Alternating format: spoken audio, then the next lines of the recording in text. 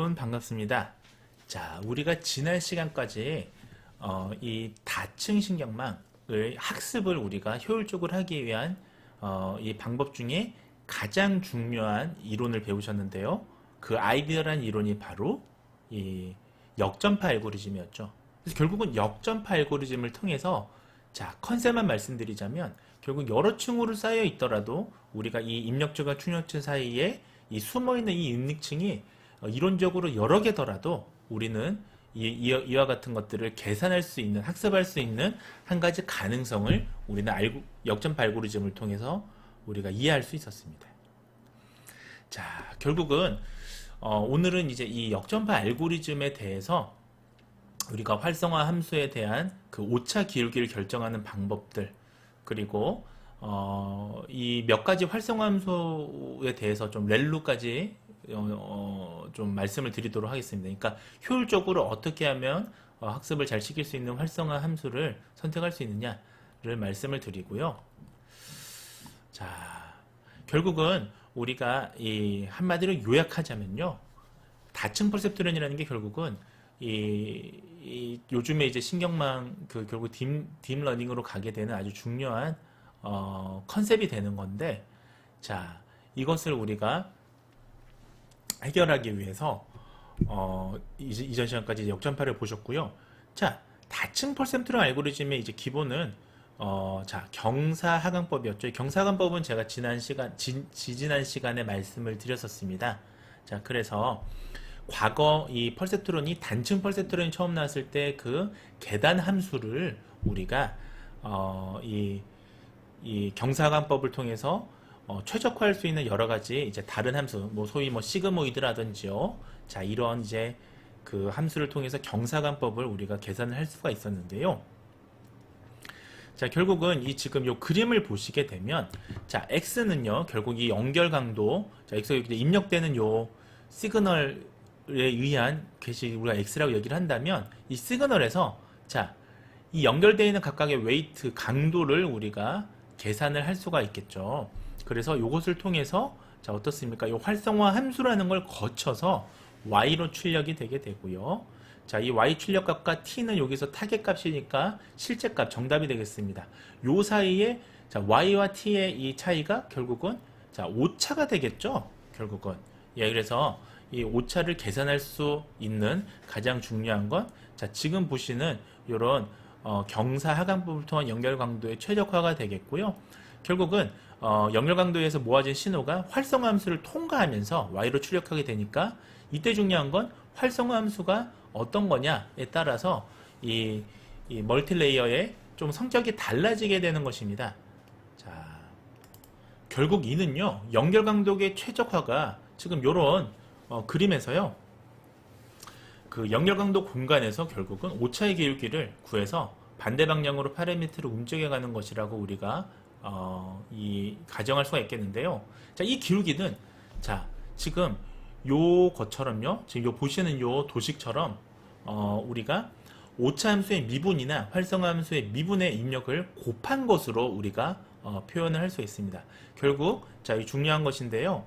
연결 강도를 수정하는 방향이 아래 기울기의 반대 방향이 되는 것인데 그 오차의 기울기는 어떻게 계산하느냐? 자, 오차 미분의 활성화 미분을 곱하고 우리가 입력값은 우리가 알고 있다고 가정했을 때 자, 요 값을 곱하게 되는 것이 우리가 경사하강의 기울기, 자, 기울기 강도다, 연결 강도다 라고 보시면 되겠습니다. 결국 우리가 이 그 멀티레이어에서는요, 오차 기울기를 결정하는 결국 오차 함수가 결국 미분하고요. 아까 말씀드렸던 활성화 함수의 미분이 되겠죠. 그래서 이 출력 계층에서는 우리가 이미 출력층에서 이 값을 알고 있죠. 이 값이 다 계산돼서 나왔으니까요. 그 다음에 x는 입력 계층의 값이니까 결국은 요 입력 계층의 값 x하고요, 요 출력 계층에서의 요 값하고요, 요것을 연결을 하게 되면 각각의 연결 강도 웨이터의 강도를 수정한 요 값을 우리가 알게 되는 겁니다. 그래서 요런 도식을 우리가 모든 층에, 모든 그 레이어에 다 일반화하게 되면, 제너레이션 하게 되면 자, y가 결국은 x와 협력한 거, 저 연결된 거와 같은 똑같은 방식으로 자, x 계층하고 아래에 있는 계층, 요거 협력의 연결 강도도 우리가 하나씩 하나씩 수정할 수 있는 거예요. 자, 컨셉은 그러한데요. 자, 그러다 보니까 우리가 오차 계산 함수를 위해서 활성화 함수라는 게 굉장히 이제 이 성격을 결정짓는 아주 중요한 그런 파라미터가 됩니다. 자, 우리가 미분 함수를 계속해서 구하게 되면 결국은 이런 다양한 우리 활성화 함수를 볼 수가 있는데, 우리가 그 전까지 설명을 제가 드렸던 건 요 시그모이드 함수였죠. 결국 시그모이드 함수는 자, 이런 로짓 곡선, 로지스틱 곡선이랑 굉장히 유사하고요. 자, 그래서 요 미분값을 우리가 구할 수가 있는데, 미분을 하게 되면 자, 요런 형태를 띠게 되죠. 자, 그 외에도 사실은 다양한 우리가 그 함수가 있습니다. 그래서 뭐 대표적으로 우리가 그 쓰는 함수를 그냥 6가지 정도 제시를 했고요. 네, 참고 삼아 여러분들이 최적의 그 딥러닝을 만들기 위해서 쓸 수 있는 함수가 이와 같으니까 여러분들이 이와 같은 것들을 한번 직접 응용해 하셔서 어떤 것이 다 옵티멀한 것이냐를 한번 찾아보시기 바랍니다. 자, 그런 것들이 이제 그 연구자들의 먹이거리죠. 우리가 먹거리죠, 먹거리. 이런 먹거리가 있어야 우리가 계속 연구를 응용해서 할 수가 있잖아요. 자, 그래서 오늘은 우리가 이 지금 인경신경망의 구조에 대해서 또 깊게 말씀을 드렸고요. 자, 그런데 이 인공신경망 지금 다층 레이어가, 그러니까 이 심층신경망이라고 그냥 표현할게요. 우리가 이 딥러닝이 근데 한계에 또 부딪히게 됩니다. 그러니까 한계가 뭐냐? 자, 이것이 우리가 기울기가 사라진다는 표현을 씁니다. 기울기가 왜 사라지느냐? 층이 너무 깊게 이제 쌓이게 되면요, 우리가 이게 정교한 기능을 하는 게 아니라 이게 계산을 하기가 거의 어려워져. 연결 강도를 우리가 하나씩 거꾸로 이제 역전파를 통해서 계산을 해갔는데, 자, 역전파를 통해서 계산을 하려고 했더니만 우리 역전파는 결국 입력값과 출력값을 알았을 때 출력값을 기준으로 이렇게 지금 연결 강도의 오차를 계산을 하는 거였잖아요. 근데 이게 층이 너무 많으니까 이것을 우리가 계산을 할 수가 없어요. 이제 너무 복잡해져서 희미해집니다. 그래서 이 문제에 대해서 표현하는 게 우리가, 자, 여기서 써드릴게요.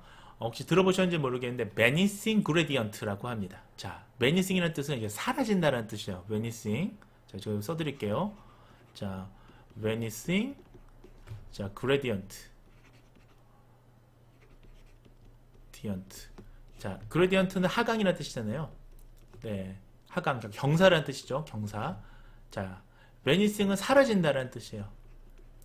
결국 vanishing gradient 문제로 인해서 역전파가 계속 이전 단계에서 이전 단계로 가면 갈수록 계산을 할 수가 없어요. 왜? 연결 강도가 너무 희미해지니까.